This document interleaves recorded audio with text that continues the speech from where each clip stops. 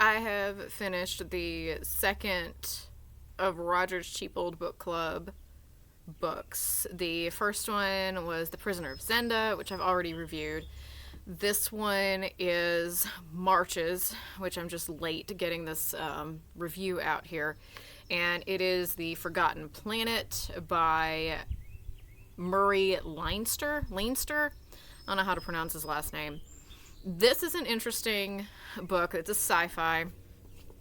It's about a group of space explorers that have many generations ago got trapped on this planet, got dumped on this planet that I believe was seeded, they were saying, and in the process of them getting trapped there, the seeding of the planet made all the like animal and plant life really huge.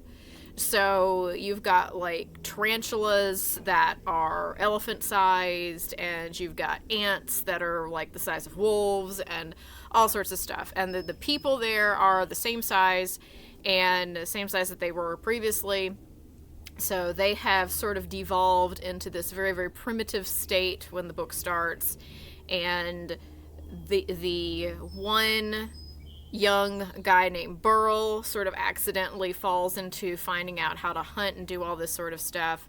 And it doesn't have terrible much of a plot. It's just more going along the lines of Burl figuring out how to do things and becoming the leader of this group of now very primitive people. Okay. The book itself was fun to read. I have a lot of questions about the logistics about a lot of stuff that was the thing that kept holding me up with this book, is they keep saying, well, 40 generations ago when their ancestors got on this planet, they've now devolved to this very primitive state where they're just kind of like hiding from the huge insects all the time and all this sort of stuff. I have a really hard time believing that you would lose all technology. Like, you were a group of people that were able to seed a planet at some point and like had space exploration capability and all this sort of a thing. And then in 40 generations time, which I know he's acting like that is a very long amount of time, which it is, but I don't feel like you would devolve. I don't know. If you have the technology and you have the knowledge about how to do certain things, I don't feel like that would be lost. There is no explanation in the book about why that would have been lost at any point. And I'm a little baffled by how that was. There's not really, aside from the fact that, well, they've been there a really long time, there's not really given a real definitive reason about why they didn't keep some of, like, they don't even know how to hunt. I don't understand why those are not things that would have been kept. Like, that seems like, whether it is a long-term thing or like a long generations long places they've been there, there's no reason they would have lost like every bit of intelligence they ever had. That seems weird. It also seems weird that it's taken 40 generations for someone to suddenly like figure out what a spear is.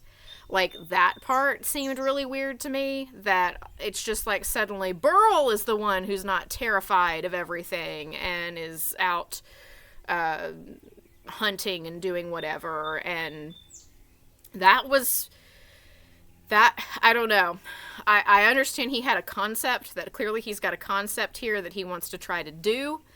And that concept, you can't do it with them being in any way advanced.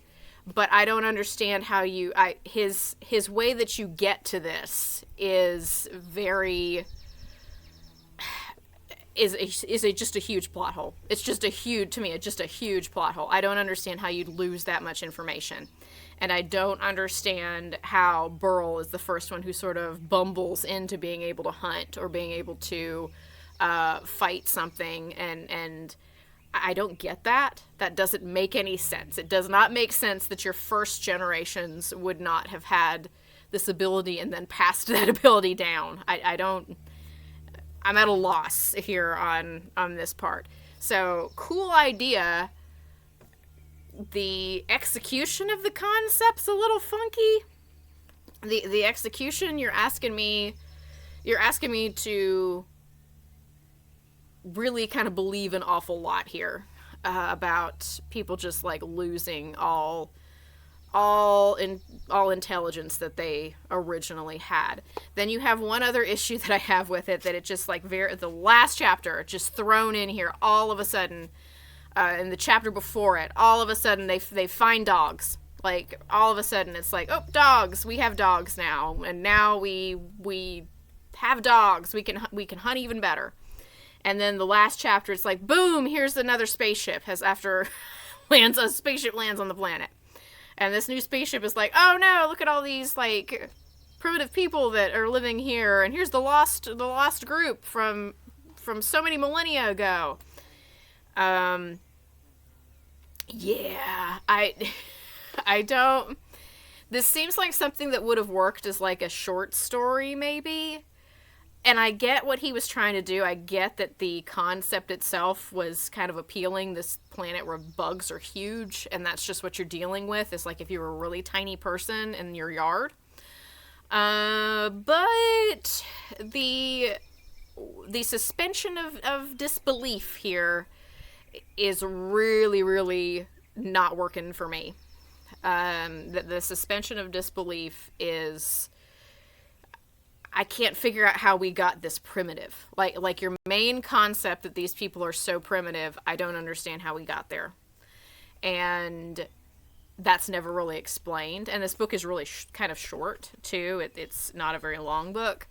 So that's never really gone into. It's just sort of like, yeah, they landed on the planet and everything was huge, and then they lost all concept of how to behave, is kind of the idea. This is not to say this is not a good book. It is an enjoyable read. It's fun. It's just, I struggled with the premise working. It's like when you watch a movie and you like it, but there's one glaring thing that you can't get over, and for me that seemed to be the fact that they devolved pretty much in what they knew and knew how to do. And even given 40 generations, that still seems like something that shouldn't happen, and there's no explanation given. So, The Forgotten Planet, not terrible, but with a plot hole I couldn't forgive. Just like Prisoner of Zenda was pretty good. This one also pretty good, but with the footnote that there is a really bizarre plot hole that I can't get around, that I just cannot forgive the book for. So the next one is The New Arabian Nights, and that's Robert Louis Stevenson's, and that's short stories. So, well, I'll see about that one for April then.